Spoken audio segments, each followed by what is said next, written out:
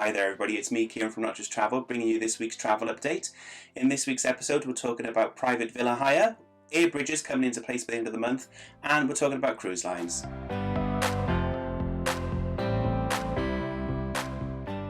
Hi there guys, so the first thing I want to chat to you today is about private villa hire abroad.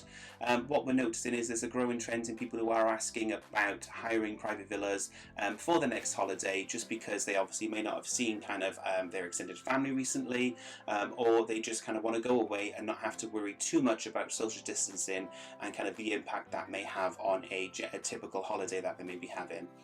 The great thing about villa holidays, and I've taken a few in the past myself, you kind of get the whole family together, so you can kind of have cross-generational. We've had my nan, my mum, me and my brothers all staying in one villa. We all had our own bedrooms and we all had our own space to kind of get away from each other and kind of, do our own little thing. But then you can obviously get together as well in things like the living room. You've got a kitchen as well, so you can prepare and make your own meals.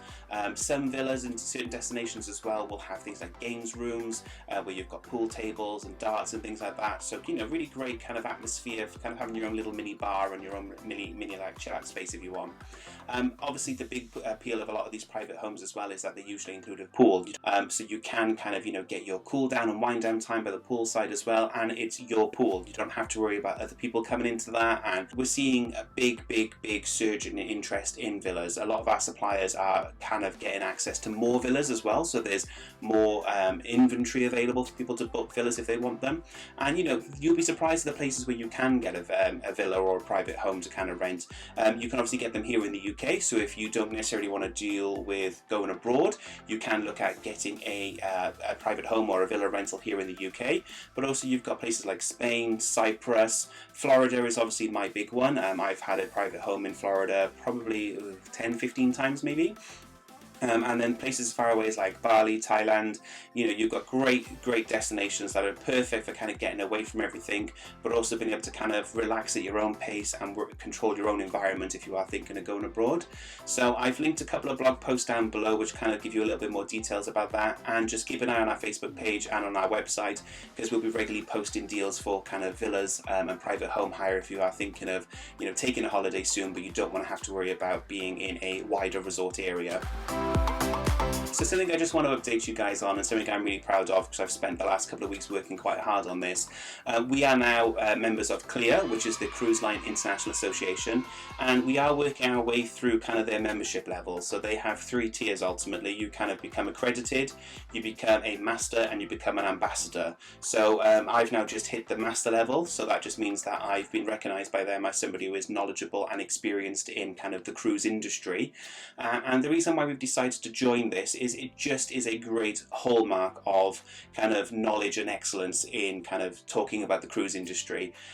We fell in love with the cruise industry. We took a cruise for our honeymoon, what was that, about 3 years ago now. We took a Disney cruise, obviously, and we just fell in love with the cruise industry. There's something amazing about kind of unpacking once, because ask Phil, I'm insane. I absolutely love unpacking on the first night.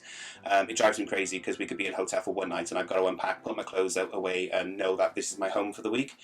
So to be able to do that on a cruise ship, but also then go to different destinations it's just great. It really is amazing, and you get to see kind of little snippets of multiple different cultures. So like on our first cruise we did the Western Caribbean, so we went to Mexico in Cozumel for a day, we went to Jamaica, Grand Cayman, and then Disney also have their private island in the Caribbean as well, Castaway Cay, which is mind-blowingly beautiful. So we kind of got to do all of that in a space of a week and have world-class food and entertainment. It really is, there's no other experience like cruising. So definitely, if you guys have ever been on the fence about it, or if you'd like to know more about it, have a chat to me. I'm incredibly passionate, and you'll be seeing more and more kind of cruise information coming out soon. We have also launched a kind of second page ultimately to kind of our main Not Just Travel page. We do now have a cruising with Phil and Kieran NJT, so I'll link that down below as well, so you can join over on that page. We'll be sharing kind of regular videos that are more dedicated to cruising tips and hints, and kind of just more deals about kind of cruising as well. So if you've been thinking about it or you like cruising, then definitely jump on that page, because you'll see more information than you will on kind of our home Kieran and Phil Not Just Travel page. So then I just want to quickly touch on kind of where we are at the moment with regards to destinations that we can or may not be able to travel to in the near future. It still is difficult to say for sure.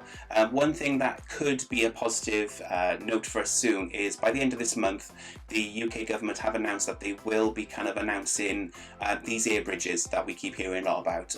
By the last number, there are 45 countries who are interested in opening up airbridges with the UK.